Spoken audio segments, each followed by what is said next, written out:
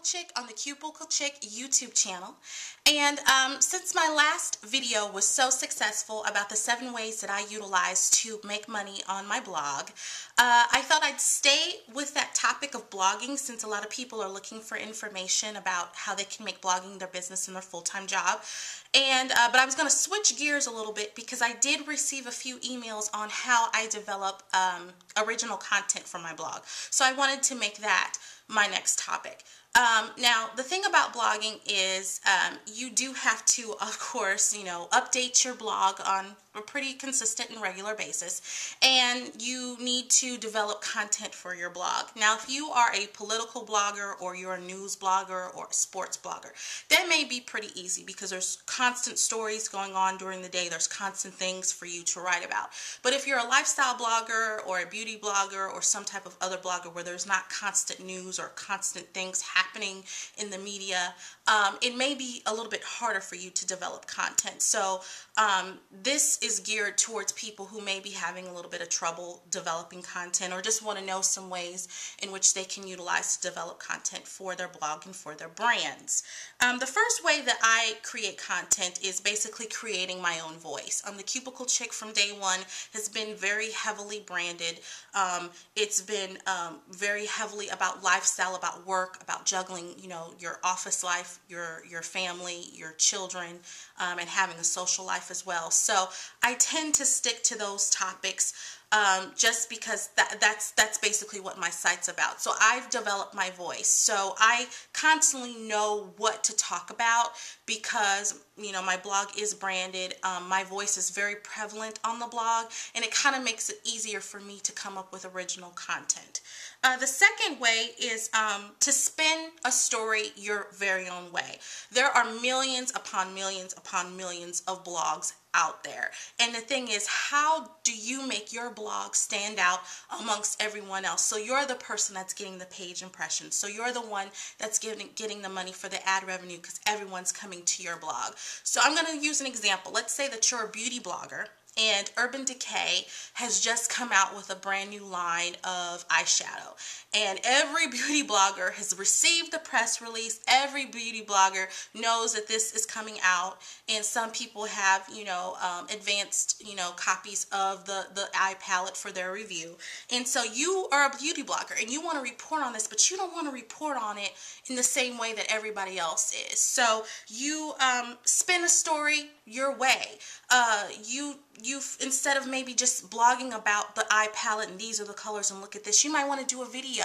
You might want to do a tutorial on how to do something. You might want to do swatches where you can see the colors on your hands and people can see it. You might want to do something that I did. I see a lot of tech people when they get new technology, you show them unboxing the technology. So I unboxed my Urban Decay makeup and you saw pictures of me unboxing it and opening it and seeing the things that it could do and seeing the colors that it had and what it came with. So you can do something like that. Just find a different way to spin it your way so that it's different and unique from other people, so people can say, you know what, I saw this same Urban Decay, but I'm going to go back to this person's page because they do it a little differently and I like the way that they create their own mood around something that a lot of people are talking about. The next thing that you can do, and what I do a lot, is listen to your audience. Your readers will tell you what they want to hear from you. They will email you. I get a lot of emails, girl, did you hear about this? Or did you see this TV show? You need to look at this. Or did you hear about this? Like, I get that a lot. And I report on what my readers want to hear because they're my audience, they're my readers, and they keep coming back. And it's because of them that I'm making money on my blog. So I want to always give back to them, and I always want to be true to my audience and never navigate from them in any way. So listen to your audience when they email you, when they maybe leave a comment and say, have you heard about this? Have you tried this? Do this. Like, they will lead you in the right direction, and they will oftentimes bring other readers with you. So always listen to your audience. It's another great way to develop original content for your blog. The next way is to look at your most popular posts. If you're using WordPress or any type of blogging apparatus, then there's some way that you can look to see what your most popular posts are.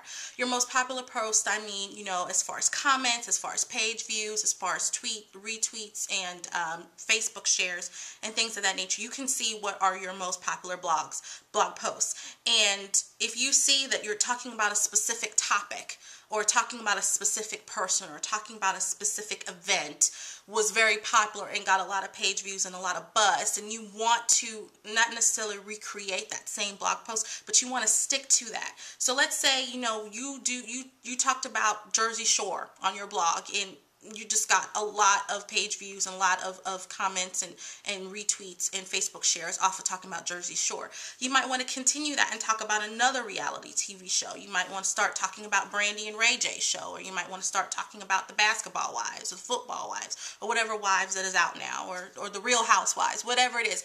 You want to give the people what they want.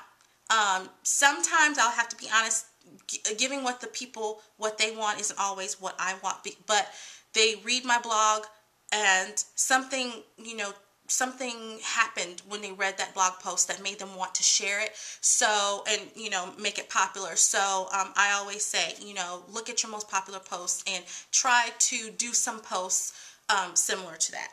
The next thing that you can do is do a research and dig into the story. Let's go back to the Urban Decay example that I gave earlier. So you're a beauty blogger, you want to report about the new Urban Decay line. Instead of just doing, like I said, the regular, you know, run-of-the-mill post, you could maybe try to contact someone at Urban Decay and ask them some particular questions, like what came into developing the line, and how long did it take the line, you know, to make, and what was the creative vision behind the line. Like, if you can get quotes from someone, you can utilize that in your story, and that's going to set you apart from everybody else who's blogging about the same thing.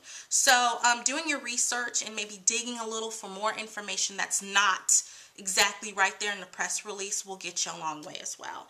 And then the last way is sharing is caring. I know I have a group of blogging friends. Some people call them a tribe. I call it my La Familia, whatever it is that you like to call it. We all kind of brain share.